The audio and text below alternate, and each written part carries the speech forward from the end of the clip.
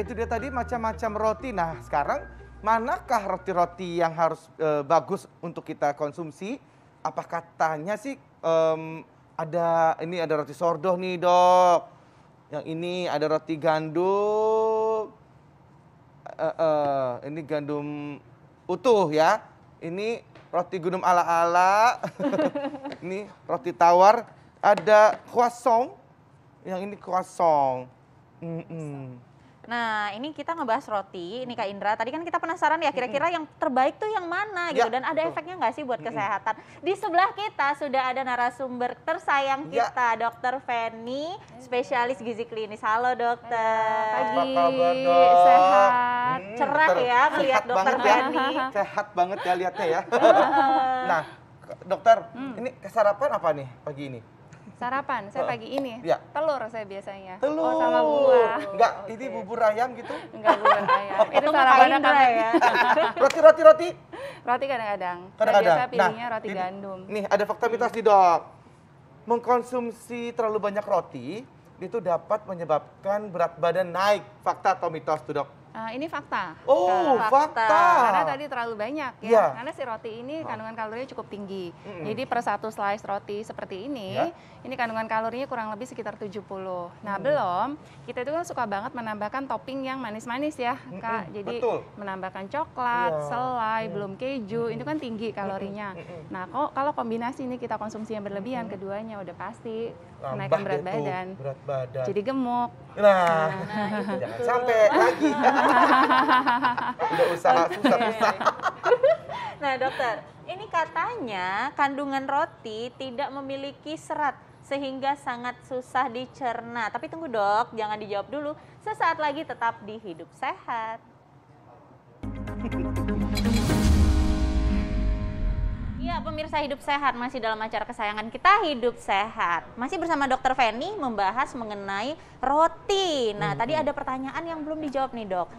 Mungkin masyarakat perlu tahu nih, katanya kandungan roti tidak mengandung serat sehingga sulit untuk dicerna. Ini fakta atau mitos? Nah, ini mitos, Dok. Oh. Jadi si roti ini kan berasal dari tepung terigu gandum ya. Sudah pasti di dalamnya ada seratnya. Nah, tapi jumlah serat yang ada di dalam roti itu tergantung roti apa yang kita konsumsi. Kalau misalnya rotinya roti putih nih seperti ini, sudah pasti kandungan seratnya sangat sedikit.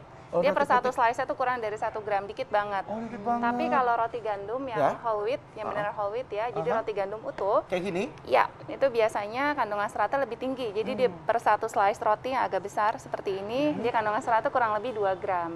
Gimana juga kalau di antara ini dan ini dok? Yang ini, ini kan lebih mudah didapatkan kan? Kandungan seratnya gimana dok? Mungkin kalau seperti ini lebih rendah ya, yang lebih tinggi seperti ini. Nah lebih tinggi lagi yang whole grain, ya. Jadi whole wheat, whole grain yang ada biji-bijian, karena dikombinasi dengan biji-bijian, dia kandungan seratnya pasti jauh lebih tinggi. Dan juga roti yang seperti ini kandungan zat gizinya pasti lebih baik. Jadi ada kandungan vitamin B-nya, lalu zat besi, zinc, magnesium, itu lebih baik. Untuk kalorinya sendiri? Untuk kalorinya sendiri kurang lebih hampir sama. Jadi mau roti putih, roti yang whole wheat, whole grain, kurang lebih mirip-mirip, hampir sama. Tapi memang si roti putih ini memang lebih tinggi untuk kandungan si gula dan karbohidratnya, sama seratnya lebih rendah gitu. Oh gitu, jadi lebih baik untuk yang diet mungkin? Yang diet tentu saja harus memilih yang whole wheat atau whole grain. Kenapa? Karena serat yang lebih tinggi akan memperlambat pengosongan lambung. Sehingga akan membuat kita kenyang lebih lama gitu. Baik dok, nah ini dok, terkait dengan diabetes dok. Ini banyak nih orang yang menderita diabetes tapi masih suka makan roti. Nah, ini fakta mitosnya, roti dengan dasar tepung itu dapat menimbulkan kenaikan gula darah sehingga malah menyebabkan diabetes. Itu fakta atau mitos, dok? Ini fakta, Kak. Fakta ya? Iya. Oke. Fakta. Kenapa? Terutama konsumsi roti putih tadi ya, Kak. Jadi si roti putih ini kan dari tepung terigu tadi. Kandungan karbohidratnya cukup tinggi. Jadi dia per satu slice roti seperti ini kandungan karbonya kurang lebih sekitar 13 gram. Dan juga karbo yang ada pada roti putih itu karbo sederhana yang lebih mudah untuk dicerna dan mengandung indeks glikemik yang tinggi, Kak. Dia indeks glikemiknya 70 sampai 80. Sehingga ketika kita sudah mengkonsumsi roti putih, karena indeks glikemiknya tinggi, dia lebih cepat diproses oleh tubuh kita. Sehingga setelahnya kadar gula darahnya cepat sekali naik. Makanya lebih disarankan kalau pada diabetes memilih rotinya yang whole wheat atau whole grain, itu lebih aman gitu. Whole grain, whole wheat ya, itu lebih baik ya pemirsa ya. untuk Anda yang saat ini sedang diabetes Iya. gitu. Nah, dokter, ini ada lagi fakta mitos yang beredar di masyarakat. Kalau sering makan roti dapat menyebabkan sembelit. Ini fakta atau mitos? Nah, ini fakta. Oh Nah, iya. fakta, tapi Fakta. pada yang mengalami intoleransi gluten Oh, gitu. gitu. Jadi nggak semua orang juga seperti itu. Nasi gluten ini adalah protein yang terdapat pada tepung terigu. Salah satunya adalah si roti. Dan juga angka kejadian penduduk Indonesia yang mengalami intoleransi gluten itu cukup tinggi. Gitu. Jadi sebanyak 37% penduduk Indonesia ini mengalami resiko menengah untuk mengalami intoleransi gluten. Dan sebanyak 8% ternyata resikonya tinggi. Gitu. Jadi ketika mengkonsumsi roti yang mengandung si gluten tersebut, biasanya setelahnya ada masalah pencernaan tuh, yang mengalami intoleransi. Biasanya ada diare atau kebalikannya bisa sembelit, ada nyeri perut gitu. Ya, jadi memang individu seperti itu harus mengkonsumsinya rotinya yang bebas gluten atau gluten free. Atau bisa memilih sumber karbo lain selain roti. Jadi ada nasi, ada ubi, ada kentang, itu lebih aman gitu. Baik. Kalau yang rotinya whole wheat gitu? Nah, kalau yang whole wheat tetap harus memilihnya yang gluten free. Jadi harus gitu. ada labelnya bebas gluten, Oh, Kak. baik. Gitu. Oke, Dok. Ini terakhir nih, Dok. Ini dampak buruk dari mengkonsumsi roti bagi kesehatan itu bisa dirasakan secara langsung. Itu terasa perutnya jadi kembung gitu. Itu fakta atau mitos tuh, Dok? Nah, ini fakta Oh, iya. juga, terutama bagi yang intoleransi gluten, Kak, Oke. tadi. Jadi keluhannya itu selain tadi kan ada diare, sembelit, nyeri perut, salah satunya adalah perutnya kembung.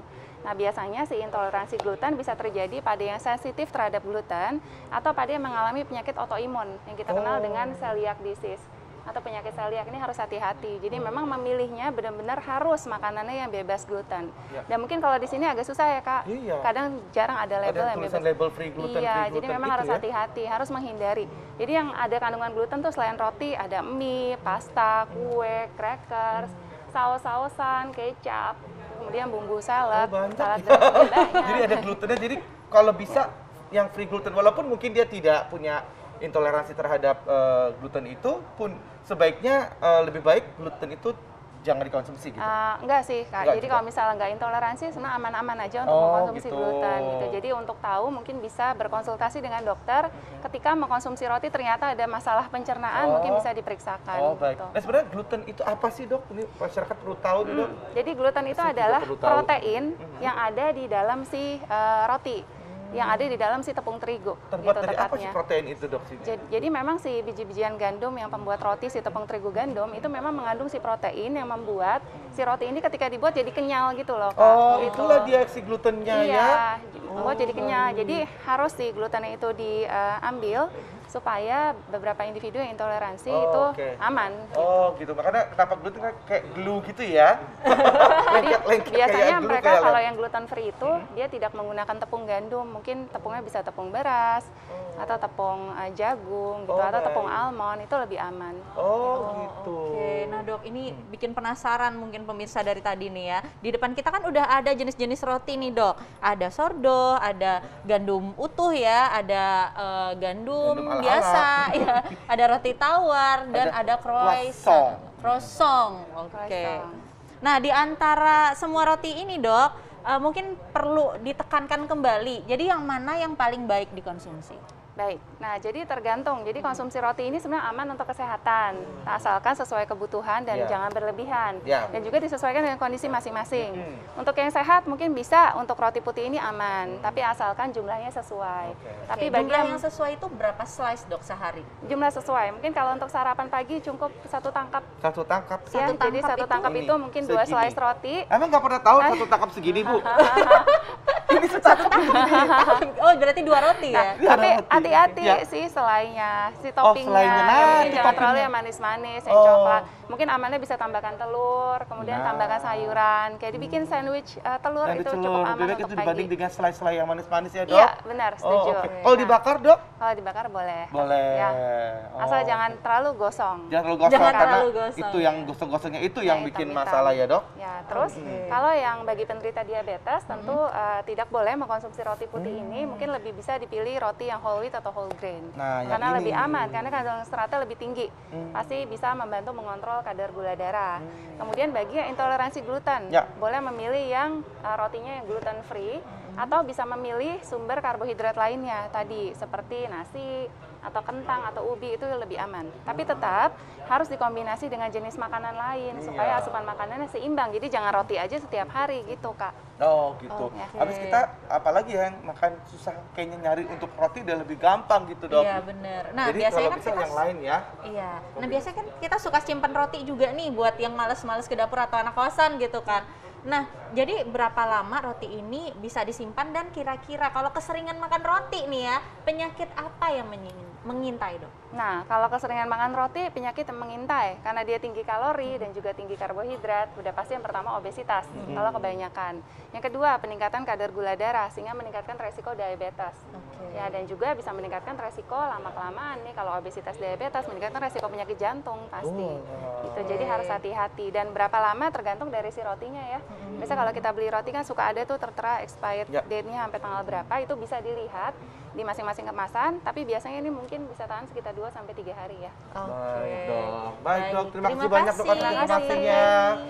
Artinya kita jangan terlalu sering makan roti juga, harus dikontrol juga dan juga kombinasikan dengan makan makanan yang lain juga ya. Pagi-pagi misalnya nasi gorengnya tapi dengan apa namanya? Kenapa sih dok? Kok ketawa sih dok? Mungkin shirataki, mungkin nasi merah atau di apa namanya minyaknya juga bukan minyak yang mengandung apa dok? Mengandung gluten. Minyak yang sehat gitu ya dok? Iya. Kan dok saya lagi belajar dok ya dokter nih biar pinter gitu. Baik, terima kasih banyak dok. Terima kasih dok. Nah Kak Indra, sesaat lagi nih kita masih punya bahasan lain.